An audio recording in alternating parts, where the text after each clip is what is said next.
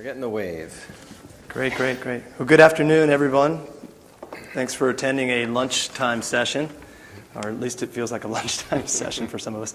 I'm Jack Callahan, VP Global Innovations with Mojiva, and I've been asked to read a few standard housekeeping notes just as we get started. First and foremost, the fire marshal codes require that all attendees be seated.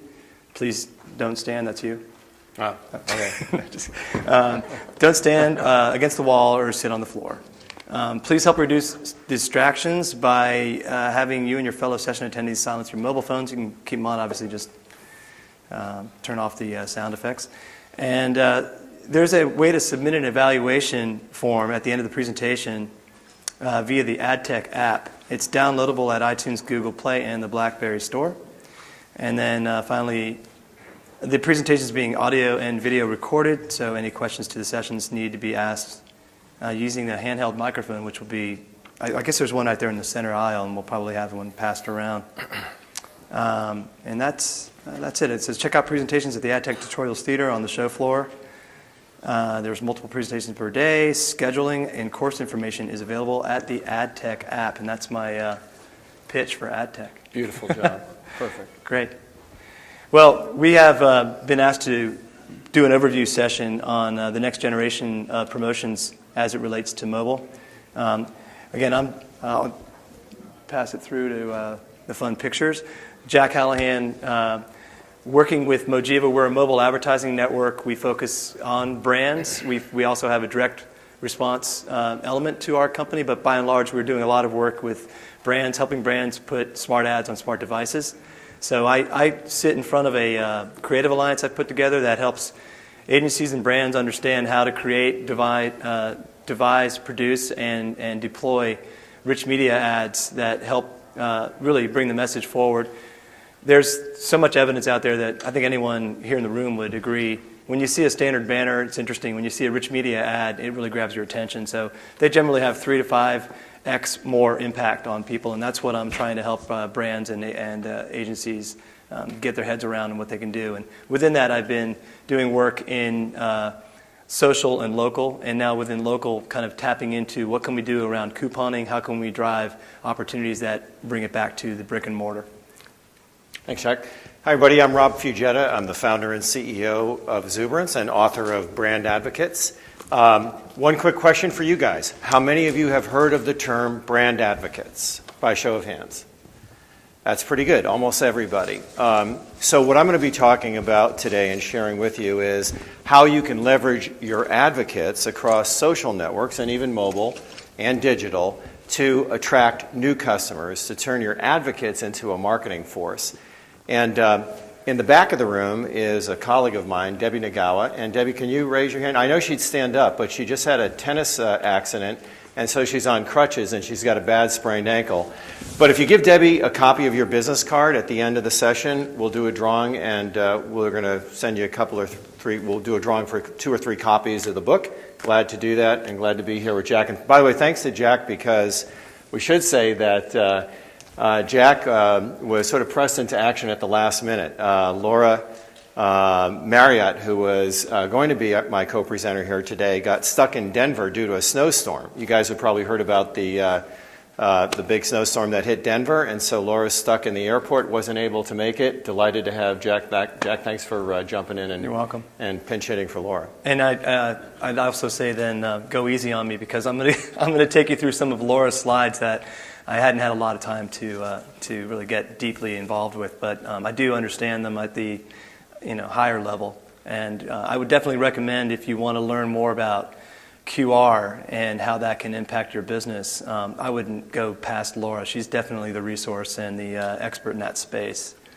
So without further ado, we're going to kick into some of the objectives. These are top lines that Rob grabbed straight from the description of the session. And again, what we're looking to do today is help understand, the timing and availability of promotions, how they can be keyed up to ensure your customers are making more purchases and more quickly, readily available right there in store or driving them to the stores. Looking at best practices around striking a balance so that you guys can lure the customers in without overreaching or ticking them off. And then finally, looking at ways to discover and ensure that promotions, especially digital promotions and programs that you're looking to develop, will enhance rather than erode your brand loyalty. So again, Laura put together, I think, a really nice summary. It's probably a bit hard for anyone past the third or fourth row there to read it out, so I'm going to go ahead and take a top line against it. But this is really why does mobile matter for a retailer and how you can bring it into your brick and mortar. First and foremost, mobile devices have surpassed the 7 billion mark, and they are due to do that, I should say, by next year. That's 7 times faster than the number of PCs. 7 times more than the number of PCs we have in market at a rate of 1.1 billion. Also, by 2013, you can see that people are really going to be using their phone more than PCs to get online. In fact, there's some research recently that talks about that specific to tablet. Tablet has already surpassed the mobile phone in terms of how people access the mobile web. And then beyond that, 66% of consumers are afraid to be disconnected. So, I think that number is frankly low. In my family, I've got 14, 12, and 10-year-olds, and my 12-year-old went to school the other day, and when she realized she didn't have her phone, she panicked and had a friend of hers call me and say, "Come to school and bring me my phone." And I got on the phone and I said, "Why?" And she said, "Because it's like oxygen. I can't breathe without it." And how old is she? 12. 12. Okay. So, 66% is probably a low number. And then, looking at where consumers are and how they're open to engaging, SMS responses are outpacing email responses by an 8-to-1 ratio. QR codes, which you're all familiar with, are also outpacing SMS now 4-to-1. So what started off looking like a funny little, badge from Mars that came down from another planet has turned into something that everyone's become quite familiar with, and QR has become a really staple component to a lot of things we are seeing happen at retail. Mobile coupons are getting 10 times the redemption rates of paper coupons. And that's actually saying something in and of itself, because there's, Velasas and the companies that have been working in paper couponing and the Sunday supplements have been in business forever, and they're still doing quite well. As you probably all know, you can still make quite a bit of impact there. But the fact that you can go digital now is really starting to turn the corner. And then finally, the evolution and innovation around mobile is really becoming much more relevant. You're seeing that not only in tablet, but in tablet and smartphone. At Mojiva, we actually built out our own tablet network, recognizing that it's a bit of a different approach, even from a creative standpoint, and the way that people look at the tablet experience and the time they spend on tablet is a lot different from the time they spend on their mobile device. This is more, 5 minutes at best, and a lot of burst sessions throughout the day.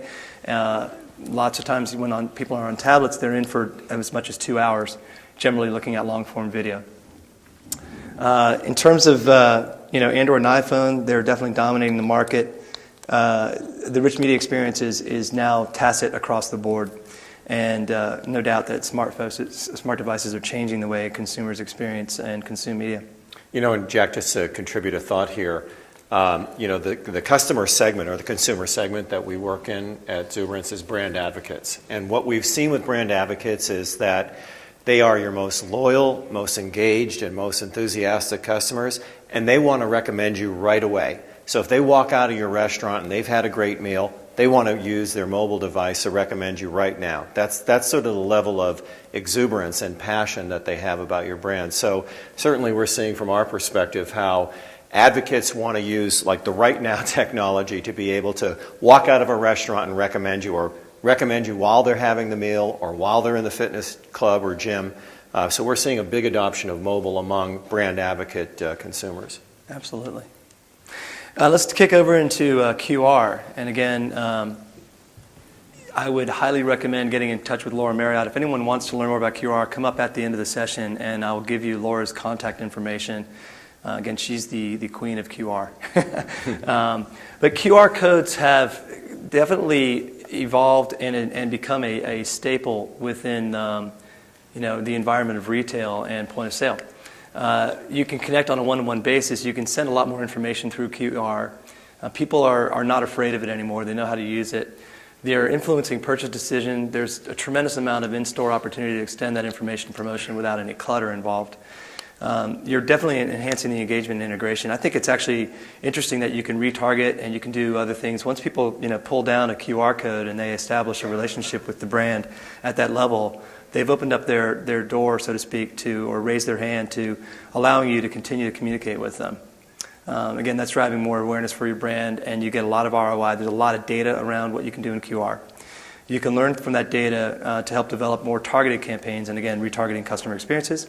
And then finally, you can customize the campaign and deliver a personal experience to your audience. As example, here's some of the work that Neo Technologies, Laura's company, has done, helping companies connect, whether their brands are in the beverage category, whether they're in print, as you see here, and connecting from traditional media back in through digital, and a variety of different approaches.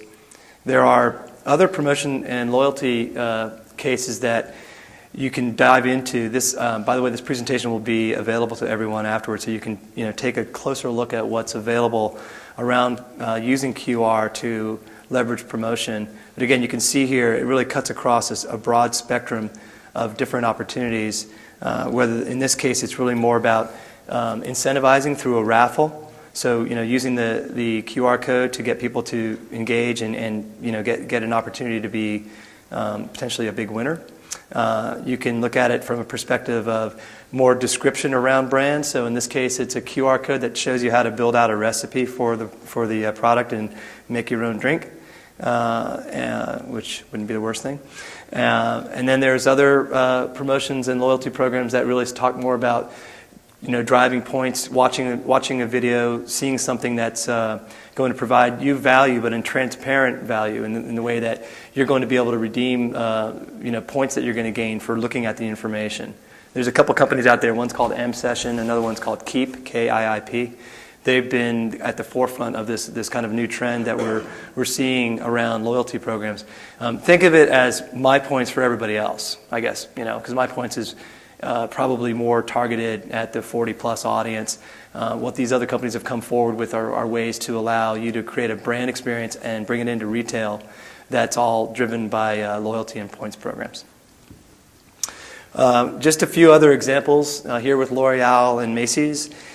You can see how you're creating a brand upstream experience and then a local response for the brand. So learning more about L'Oreal, then going through the QR code experience to drop into a local response at a Macy's or whatever retail outlet makes the most sense. So this campaign delivered almost a 0.83, almost a 1% click through on mobile, which is significant. If you're familiar with where the benchmarks are around click through rates, that's a significant click through rate. So obviously it was a well targeted campaign and one that had probably very strong creative to help the consumer and the target audience understand what they can get out of L'Oreal and how they can go get it at Macy's. And then again with Verizon and Walgreens, a similar example of a campaign that had a very similar response rate at almost 1%, at 0.83 click through. Again, this campaign was set up around the perennial flu shot that you can go down to Walgreens and get. And so in a way, there's a great opportunity for the halo effect of, I need to make sure I don't get sick this year. I should go to Walgreens and get my flu shot. And of course, once you're in Walgreens, you're going to spend more money. So they're driving that opportunity straight back to the store. And I want to turn it over to Rob. Yeah, how many of you guys have ever had a Rubio's fish taco? Raise your hand. This is the best fish taco you can get, right? They're fantastic. Well, so Rubio's has always known that they have advocates, that they have enthusiastic customers. And a couple years ago, the CMO of Rubio's, Karen Silk, came to me and said, Rob, we've got all these enthusiastic customers. How can we leverage them to turn them into a marketing force for Rubio's? So here's the case study. The first thing we did was identified those Rubio's advocates. And we did use mobile technology. We have a mobile app that goes out to customers and says, on a scale of 0 to 10, how likely are you to recommend Rubio's? And if you say, that's from something called Net Promoter. Have you guys ever heard of Net Promoter? Does that make sense? Okay. So people who say 9 or 10 are considered promoters or advocates, as we call them. And through that process, Rubio's has built an advocate army of 64,000 Rubio's advocates. And then we gave those Rubio's advocates a way to recommend Rubio's to their friends by doing things like writing reviews and posting those reviews on Yelp and Google. And then making it easy for those advocates to share offers with their social network, like, Dollar Taco Tuesday, right? And through those advocates, we have, those 64,000 advocates have shared over 75,000 offers with their social networks, reaching almost 10 million prospects. This is making the cash register ring at Rubio's. They've generated about $7.5 million in sales now, and they've also attracted 10,000 members of their loyalty club. So now let me ask you, how much money do you think Rubio's has paid its advocates for acting as a virtual marketing force for Rubio's? Any guesses? Zero. They haven't given them any free tacos. They haven't given them any free margaritas, any beers, any badges on some kind of hokey leaderboard. All they've done is they've made word-of-mouth marketing systematic, and they've found those advocates and given them a way to become a marketing force for Rubio's. And I would say any brand here today or any agency can take this same approach and, through your brand's advocates, acquire new customers, leveraging not only mobile, but digital and social channels as well. It's a fabulous approach, and it's all about tapping into the influence that each of us as consumers and advocates have. And by the way, Jack, there's a session coming up at AdTech today.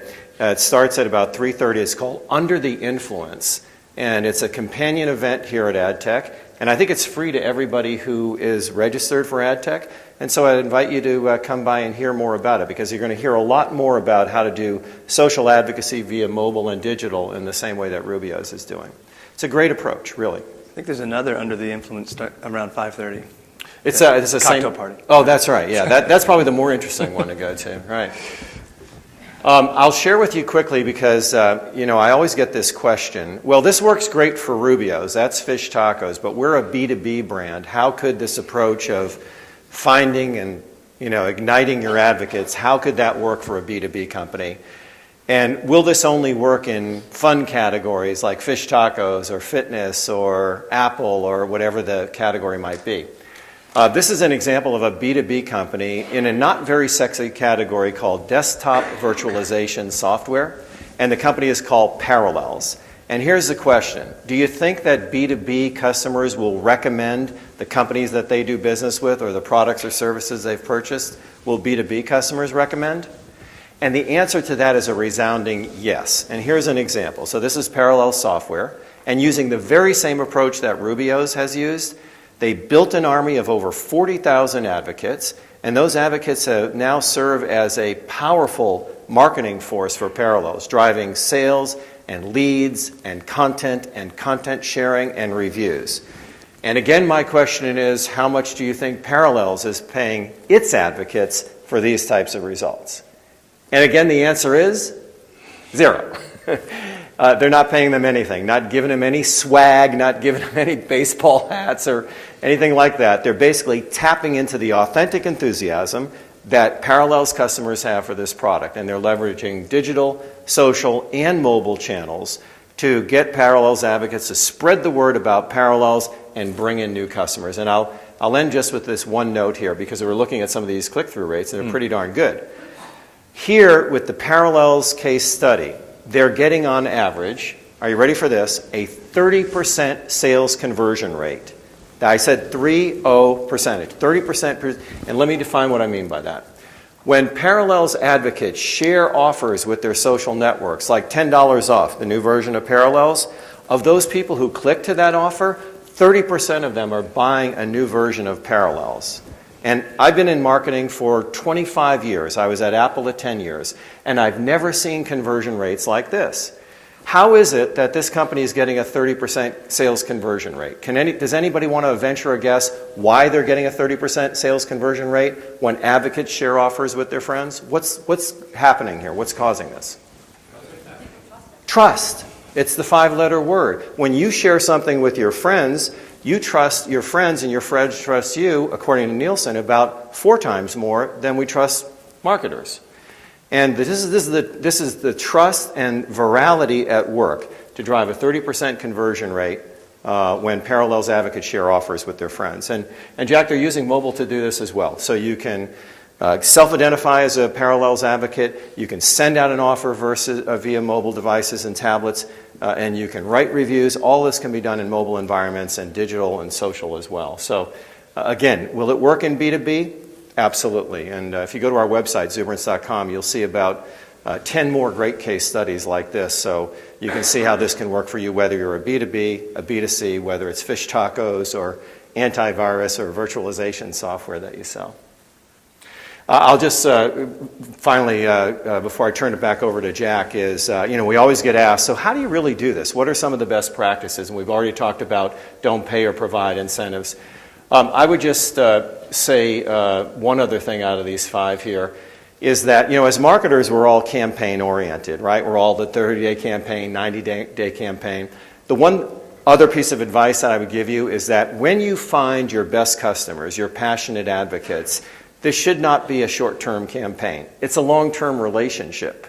I know I've been recommending the Four Seasons Hotel for 20 years. I'll probably continue recommending them, right? So advocates, being who they are, this is not a one-night stand. This is a long-term relationship. It's more like a marriage. And so the best way to leverage this and the best way to get the results from this is to think of brand advocacy and advocate marketing programs as an ongoing program, a continuing part of your marketing mix, not something that you do for 90 days and forget about, right? Because your advocates, some of them are so passionate, they'll tattoo your brand's logo to their arm. That's the type of customer you want to keep around forever and you want to leverage forever. Turn it back to you, Jack. Oh, great. A couple comments I want to make on heading into the next section of the slides here and the presentation. I definitely had only a few hours to think about what I wanted to put together, and it was quite literally a few hours before we started this session. So I threw some things on here that I'm just caveating. There are some funky little things that are mixed up in the wrong place on each slide, but you'll be able to get through it. So having said that, I thought I would first kick off around some of the companies that I've brought into this creative alliance I built out at Mojiva to help, again, brands and agencies understand what they can do at mobile. And one of the companies that has really caught our eye and the attention of a lot of agencies and brands is PlaceIQ. And PlaceIQ has figured out part of the holy grail around right time, right place, right audience, right moment. And what they've done is they've gathered something like 40 different disparate data buckets to create a audience profile, in this case, a middle-class mom. And they found that through various cross points of children's clothing retail, grocery, big box stores, K-12 stores, children's theater events, family dining searches. They've been able to look at all that information and then they bring it down into a tile around 100 meter by 100 meters square. So in other words, here on the block that we are on Moscone West, say between 3rd and 4th Street and between Howard and Mission, they would be able to identify all of the different things that are happening at point of sale, all the retail locations, all the different buildings that exist there and why people come in and out of them. In other words, this building leases out to lawyers and doctors. This one leases out to financial services companies. They're able to gather all that information and basically crunch it down so that as a brand, you can target specifically down into a location by device into every single aspect of kind of what the person's up to, what they're doing, and what their intent is at any given moment. So PlaceIQ has really started to crack the code, and I think what they've done is created a series of about 10 identifiable buckets: the young professionals, the college students, the tourists, athletic individuals, financial workers, and so on. But they've crossed that into location. So what they're starting to do and what they're really pushing towards is an ability not only to allow you to create a connection via mobile, but also at the digital out-of-home level.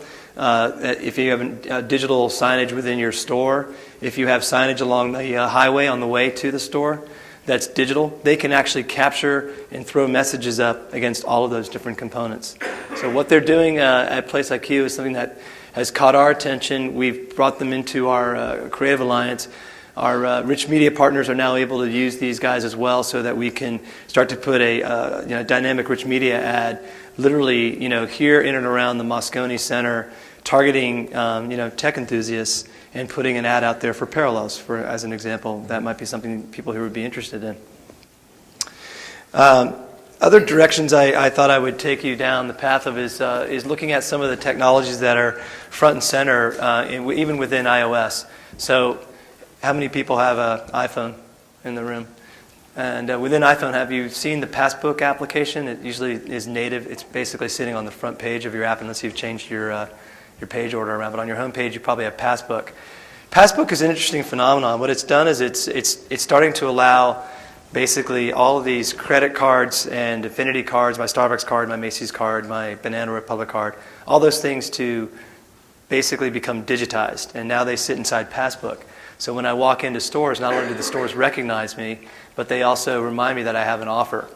So this is the direction people are taking. This is just a fun example that I had one of our partners, Extopoli, draw up around what you can do with Passbook. And these are banner ads. One of them's an example of an expandable rich media ad. The other one's just a standard static banner. But in both cases, they expand and open to give you $1 off a hug. And hugs are 100% organic, and they're given with the utmost care and attention to detail.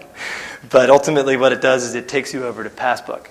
And when you go to Passbook and add that to Passbook, you can basically take that, in this case, that QR, or you could take a barcode, anything you'd like to take back into the store. So again, this is a fun kind of tongue-in-cheek example of getting a hug, but it could be getting buy one get one free, 40-ounce Coke, or it could be anything.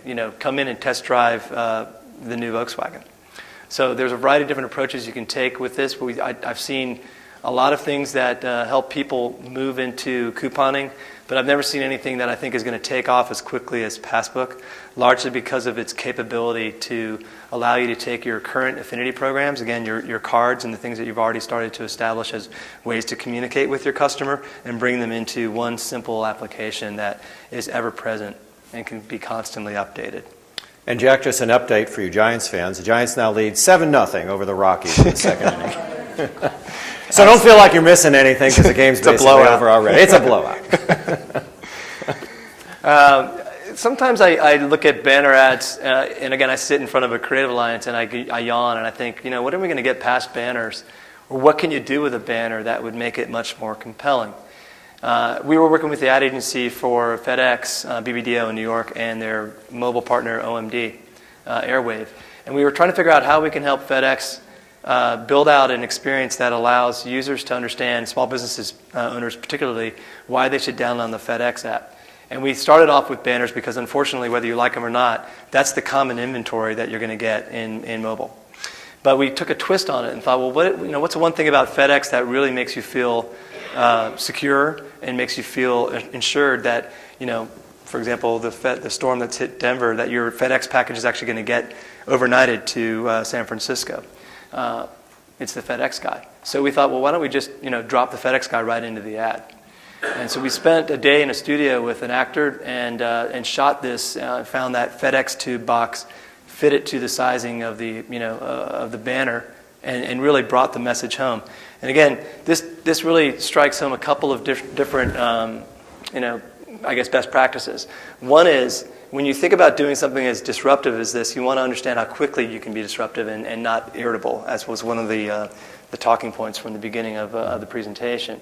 What we did is we spent a ton of time watching how long it took the FedEx guy to come in and come out of that package experience. And we had it down initially at 5, 6, 7 seconds, and we brought it down to about 3 seconds. So we realized, doing focus group testing, that you really have to spend just a quick amount of time, get it in, get the message across, and pull out, so that consumers don't feel like they've been, too wildly disenfranchised by any one brand. But what this ended up doing for FedEx is it really drove that message home that, the FedEx guy is the reason I want to use FedEx, is the reason I'll pay a little bit extra potentially for FedEx, and I'm going to download the app. It had phenomenal results. It had actually over 1% click to expand. The click-through rates were off the grid. For FedEx, they were so excited about this, they came back and ran another series of 3 campaigns with us throughout 2013. So more importantly, this is just an interesting way to think about how you can use banners more creatively and understand that there's different approaches that in some ways give you permission to be disruptive. Here's a very simple example of a way to use a banner ad that not only provides an incentive offer, but a connection back into some of the things that smart devices can do, like mapping and even calendar. In this case, here's a Chase ad that lets you get $125 if you come down to the Chase location and open up an account. Or you can actually call. So there's a couple of calls to action, but not too many calls to action. And what this has done is it's mapped off to where I live and where I could go to pick up a Chase account and get $125 deposited in this. You can tap for directions, and you can also send this straight to your calendar. So one thing to think about when you look at what you want to do in mobile, rich media, and creative is realize that people don't always have time to do what you want them to do at the moment they see the ad. But they sometimes want to do it. In this case, they're going to want to open up a $125 account at Chase. They might want to do that on Saturday morning. So you tap it over to the calendar, and all those turn-by-turn directions are sitting in there. Now at 10 o'clock in the morning, up pops the reminder, oh, you should go down to the Chase Bank. There's your turn-by-turn directions, and you're on your way. Another approach that we're taking with a partner, Blurb IQ, is looking at how you can go beyond just the video creative and start to create a message that is much more relevant to customize the experience for the user. In this case, it was the Fiat Abarth that came out last year at the Super Bowl. When this ad ran, my wife immediately jumped up and said, "I love that car, but I want it in red." So I thought, well, that's interesting. Why wouldn't you be able to actually create a custom experience around the ad unit? Is there something you could do to overlay against it to change the color? And I realized you really can't do that, but what you can do is you can create an experience that allows the user to begin doing that customization on the fly. So here you see the infamous ad unit that ran last year during the Super Bowl. And there's an overlay cue, a quiz format, asking you, is this the Fiat Abarth with the Gucci? Che cosa guardi? And now Mi you'll stai spogliando con gli occhi? see you're able to begin to build the ad. Build your own. Non puoi Fiat farne a Walkway. meno, poverino. Ti batte il cuore. Ti gira la testa. Sei persa pensando che sarò tua per sempre.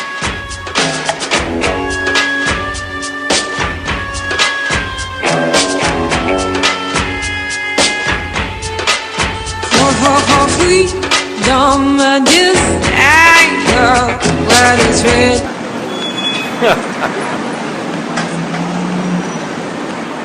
The Fiat 500 Abarth. You'll never forget the first time you see one. So I picked a red exterior, black leather interior, 10-spoke. And immediately as the ad ends, there's my car. So I've got immediate gratification. I've been able to somewhat customize the experience. And now I click in to find the dealer. And I actually built this out when I was in Las Vegas. And so it's showing me the Las Vegas dealers. It's actually showing me only the red models. So now that I'm at the dealer level, I've been customized even at this point. Not all the way down to black leather, 10-spoke, but at least I'm not back to square one, which again pisses people off, right? There's nothing worse than being like, great, I have to go do it all over again. So these technologies are out there and they're readily available. Just thinking about this from, automotive perspective, but taking it all the way down to that concierge approach, that idea that, if you want someone to use your hotel chain, they could basically build out, well, what are you looking for? Are you looking for a foodie experience? Are you looking for a sports experience to watch a Giants game? What do you want to do? And then they can customize that experience and then drop in, show you which hotel within their chain you'd probably want to stay in. Other directions we've taken with, setting up retail and social experiences is looking at the sharing aspect and coming back to the advocacy approach and looking at how social can be part of the experience. This is a campaign we did for Jeep where what it really does is it gets you down and into watching different videos about the new Jeep Compass. And as you go through each video and you start to really get into it, you can You can share socially. You can share the video straight out to your Facebook page. It actually shows up right in your timeline. If I'm lucky enough, I might be able to actually grab this and share it with you live so you can get a sense of what the experience is like. Here we go. Yeah. So again, I can check out what's going on within the social feeds for Jeep. So I can look at what's happening with Twitter. I can look at what's going on Jeep's Facebook wall. So again, those are more things around the brand and extending what the brand experience is like. Or I can actually share the experience myself and drop it straight into Facebook. So again, I'm showing you this off my MacBook, but if I was doing it on my iPad or my iPhone or on an Android, same thing would happen. Hey, Jack, what kind of sharing rates are you guys seeing for content like that? You know, it's almost uncanny what's happening right now around people wanting to share, particularly brands they're proud of. Mm-hmm. You know, like it or not, we're still in a very kind of a brand badge environment, society. So when somebody sees somebody they really like, they tend to want to push it out there.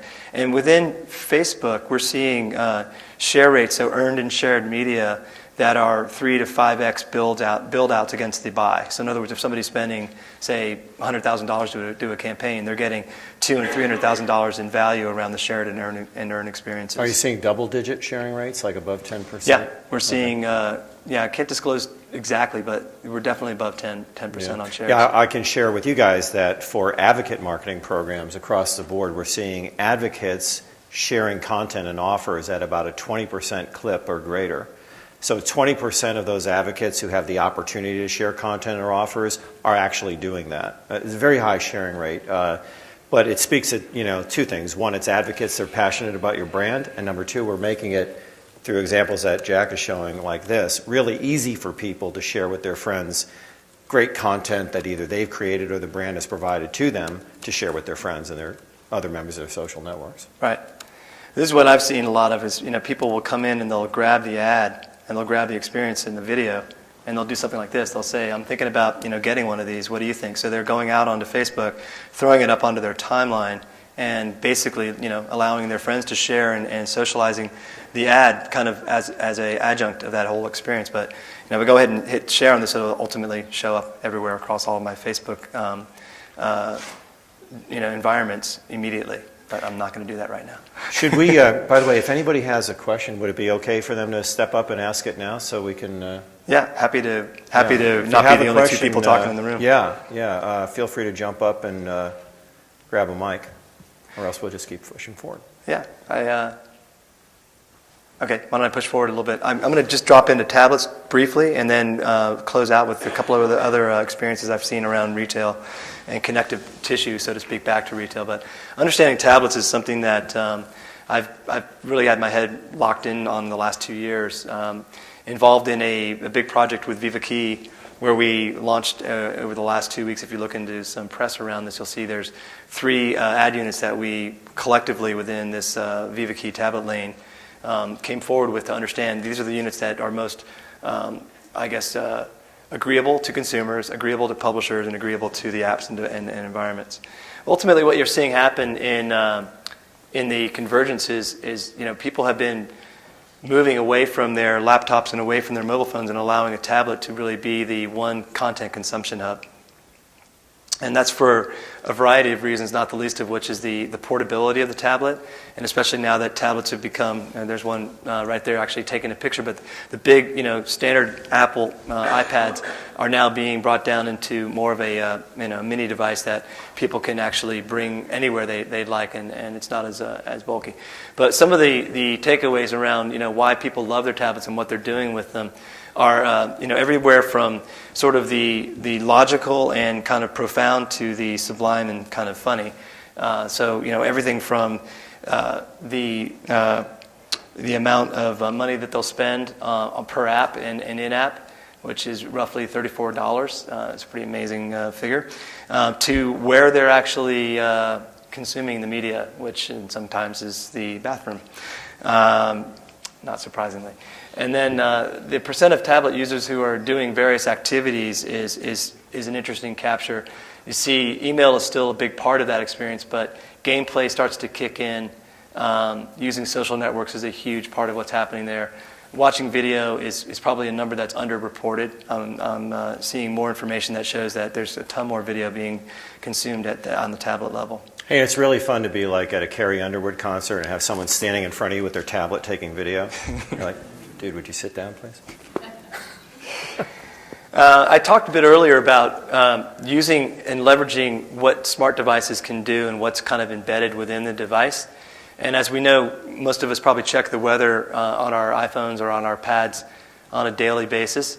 Here's a great example where by checking into the weather app and leveraging that, you can actually change the creative by market.